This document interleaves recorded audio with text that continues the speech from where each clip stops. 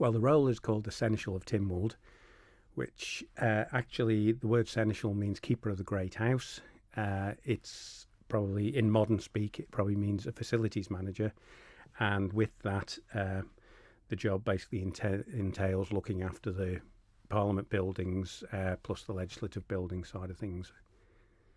And how far does the authority that comes with your role, how far does it extend? Basically, I look after the security of the members and the staff when they're in the building. We also look after members of the public when they're in. It's for security purposes. They have to be screened when they come in. I have a team that I manage that does that.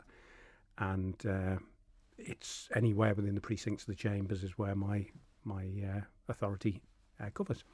In terms of security, has it felt have you had many high stress instances at Tynwald? Honest answer, no. Obviously, with the changing world that we've got at the moment, sometimes we always have to look at possible threats and how they would be dealt with. But thank goodness, I think living on the Isle of Man, that's not such an issue. And I'm sure you've met many fascinating and interesting people throughout your time in the role. Do you have any ones in particular that are your memorable moments of people that you escorted into Tynwald that were coming over to see how the workings are done over here? Yes, indeed. I think that some of the most memorable ones were when I first started, and the first Tynwald ceremony week that we actually had the 5 astronauts from the Space Shuttle Discovery, along with Professor Brian Cox, which was quite a guest list, as you can imagine. We've also had, politician-wise, we've had John Bercow, met him on a couple of occasions, David Liddington, Glenda Jackson.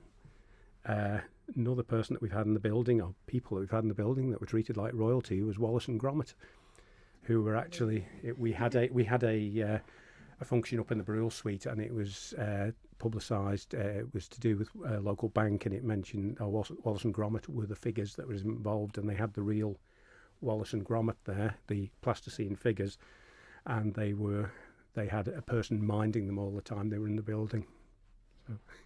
Outside of people, do you have any memorable moments from your time in the role? Yes, I think I spent a week in Westminster when I first started with the Sergeant at Arms office to learn how they did things, and got to go to Prime Minister's Question Time, got to scale Big Ben from the inside, which was quite a distance. I've worked under 3 great presidents, Noel Kringle, Claire Christian, Steve Roden. I think some of the most memorable moments being a Manxman, getting to stand on the hill on Tynwald Day. I also carry the red case, which people often ask me what's in the red case.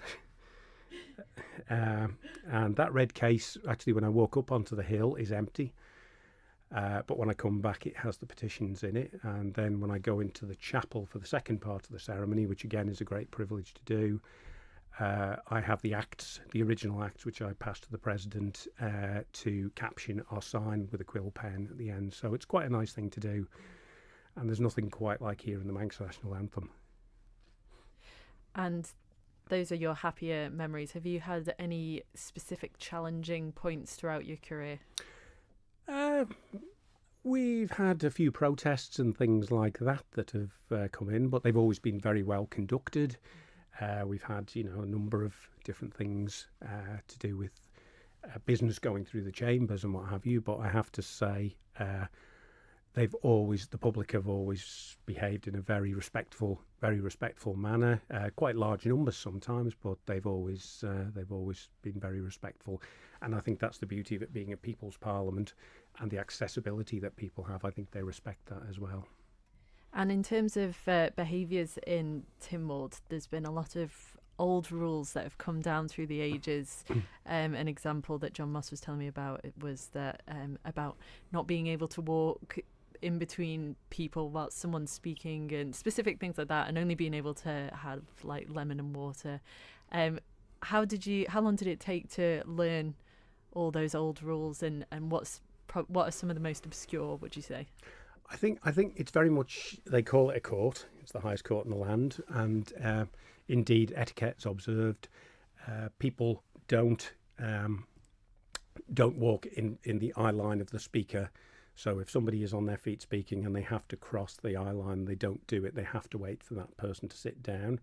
That sometimes can be quite a long time, depending on who's speaking. But I came from a background before with being in the police that I was familiar with that sort of etiquette. Yeah, we've moved on a long way from when I first started. There was no suggestion of any sort of visual equipment in there. Now we have filming. Yourselves obviously come in a lot. I look after the accreditation of journalists and what have you, and I think we have a good relationship, a good working relationship. So all that's very much come up to date now, but it's still, the building itself is stunning, and I think that's been my privilege to look after. So, and what words of wisdom would you pass on to the next person to take up the role? Enjoy it and do it with pride. I think that says it. And how are you feeling about leaving? What's next? Good question. At this moment, I don't have anything planned. I do intend to continue working, but maybe perhaps on a part-time basis. In the meantime, my good lady wife has plenty of jobs for me to do until such times as I find what I want to do in the future. But this has been a fantastic 10 years of my life, and I'm going to miss the people really bad. Is there a specific reason why you've chosen to leave now? I've done 10 years, and I think that's a good run, and I just feel ready for a new challenge.